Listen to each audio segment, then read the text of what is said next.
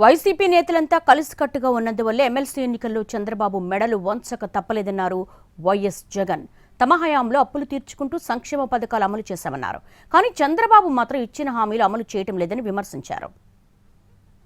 మనమంతా ఒక తాటి మీద గట్టిగా ఉండాం కాబట్టి, గట్టిగా నిలబడగలిగినాం కాబట్టి ఆయన కూడా మెడలు వంచక తప్పలేదు.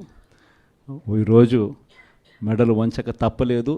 ధర్మం న్యాయం ఈరోజు గెలిచింది. మామూలుగా అయితే పోటీ పెట్టకూడదు. మనకు 600 చిల్లర ఓట్లు ఉన్నప్పుడు, వాళ్ళకు 200 చిల్లర ఓట్లు ఉన్నప్పుడు అసలు పోటీ పెట్టాలని ఆలోచన చేయడమే దుర్మార్గం.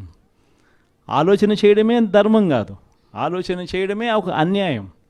ఎందుకనంటే నీకు సంఖ్యాబలం లేనప్పుడు నువ్వు ఎందుకు పోటీ పెడతా ఉన్నావు అంటే మేము కొనేదానికోసమే కదా, ప్రలోభాలు పెట్టేదానికోసమే కదా, మన తప్పు కదా.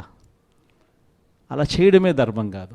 కానీ అలాంటి మనిషి అలా చేయడం తన నైజం.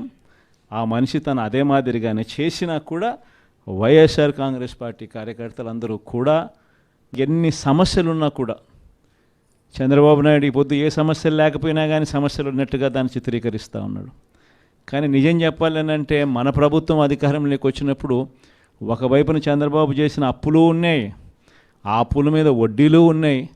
ఆ వడ్డీలకు తోడు కోవిడ్ అనే మహమ్మారి కూడా మనం పరిపాలన చేసేటప్పుడు కూడా మనకు తాండవిస్తూ ఉన్న పరిస్థితులు. కానీ అటువంటి భయానక పరిస్థితుల్లో ఉన్నా కూడా ఒకవైపున రాష్ట్రానికి రావాల్సిన ఆదాయాలు తగ్గినప్పటికీ, రాష్ట్రంలో పెట్టే ఖర్చు అనూహ్యంగా పెరిగినప్పటికీ ఎటువంటి సాకులు చూపలేదు, ఎటువంటి కారణాలు చెప్పలేదు.